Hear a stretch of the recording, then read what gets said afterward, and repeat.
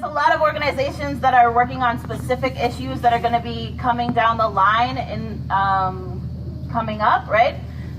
Specifically for white folks who want to get involved and do anti-racist work, we want you to plug into the White Noise Collective. They're reached at whitenoiseri.org. All right.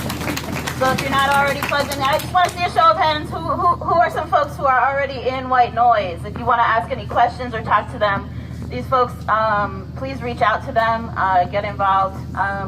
We have these sheets up here. We only have 100, so if you want to come up and grab the resource sheets, they're also online. So if you go to resisthateri.wordpress.com, you can get these sheets of the list of organizations that I'm naming right now. So if you want to do organizing work around police accountability, we want you to check out the Providence Community Safety Act, specifically if you live in the city of Providence. So if you're not familiar with it already, please do reach out to us.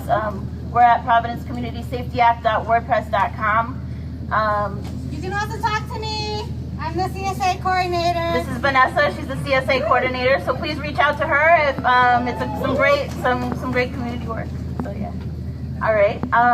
So we also have another organization, the Coalition for Safer Roads, who is working on passing a driver's license for all folks, regardless of immigration status. So that's definitely something that we're going to be needing. We're also going to be start looking at how do we create a hate-free zone in the city of Providence by having a sanctuary state, right? I think that's something we can all stand for.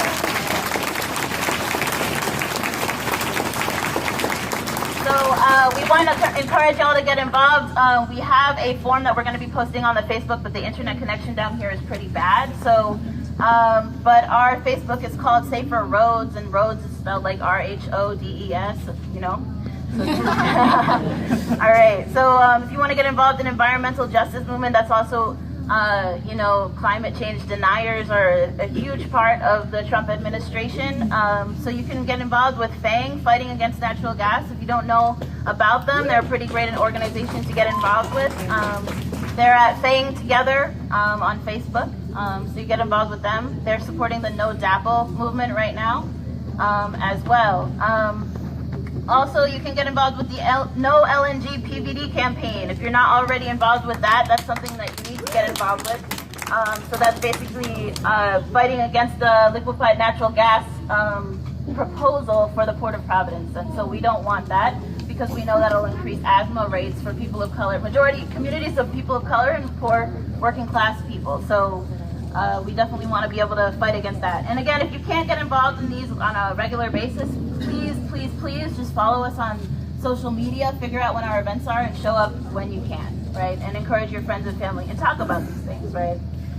So student-led organizing, we have the Providence Student Union. They're currently working on a ethnic studies campaign in the schools, Providence high schools, and also the Providence Youth Student Movement. Sorry, I just screamed into the mic. So for folks who aren't familiar with Providence Youth Student Movement, they do work with the Community Safety Act. They also do work with the Community Defense Project, which is basically a cop watch program. So that's kind of fun. So if y'all want to get involved with that, please, talk to Vanessa. She's here from PRISM.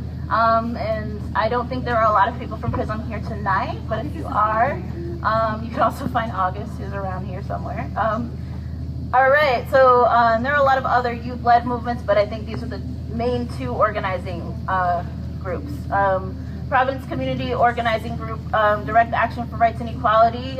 We currently have 2 campaigns, right? So we do want to see you get plugged into that. We're doing work with the Community Safety Act as well. It's another way you can get involved with the CSA. But you can also plug into our Providence housing campaigns.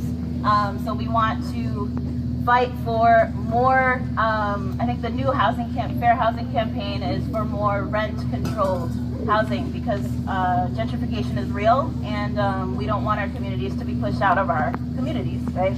And then also the Behind the Walls Committee, which works with folks who are formerly incarcerated, and we need to break down the prison system, and we know that the prison system, if you've ever seen 13th, the documentary, I recommend you see it. Get familiar with the prison system because that's the system by which people of color are being policed and and prevented from getting access to the same opportunities as white folks. And so, and also plenty of white folks are implicated in that system as well. And that's what really creates a huge divide in terms of class and access to resources. So, and that also means detention centers. So right now, when the federal prisons were changed from being private, I don't know if y'all heard, but about 13 of the federal prisons were no longer allowed to be private. Those were then, a lot of them were turned into detention centers. So we know that those systems are directly connected to immigration policy. And as we know, the hegemony works in strange ways, right? So when one thing changes, they adjust and they continue to make money and take advantage of people however they can. And so we need to be there to fight to shut down these systems, because detention centers and prisons are not for humans, not in this country, right?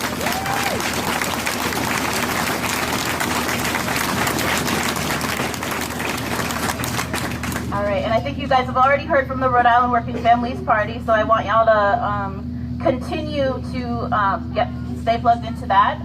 And also, one of the things that we know about this past election is that a lot of the reasons why we ended up here was because of the media, right? They controlled how much of Bernie that the regular population heard. They gave plenty of free press to Trump, where he didn't even have to use his own money to get media attention. So what I want to encourage y'all to not consume the media, CNN, MSNBC, Fox News. Any one of those places, you're not going to see the real story, right? So what we want you to do is we want you to, on the local end, we want you to plug into RI Future. I know Steve Alkis is here. That's also a really good way that you can stay plugged into actions that are happening, because they get covered regularly and you can see what exactly is happening in our community, what are people demanding. Also, on a national or international level, we'd love you to plug into democracynow.org. So you can get your daily news like that. That's how you get the truth. Also, on a regular basis, you'll check out a podcast. It's called CounterCurrentNews.com. They have some really good international reports that kind of give an alternate perspective. So I think there's probably a lot to say, but I just want to leave it there. And also, you know, I want y'all to keep your eyes open. Yes. And of course, probably the backbone of all of the nonprofit organizations in this state is the ACLU.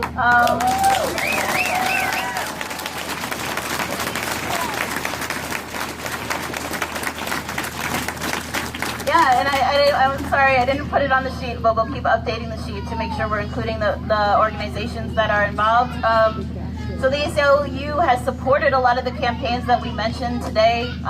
There's a lot of other campaigns and organizations that are out there. The Center for Justice. There's a lot. The Coalition Against Gun Violence, I think that's definitely something we should be paying attention to. So yeah, we want you to reach out to us. There is an email address here. If you have an organization that you want to be on this sheet that we want people to be aware of, please reach out to us so that we can put that information and how you can get in contact with them. Thank you.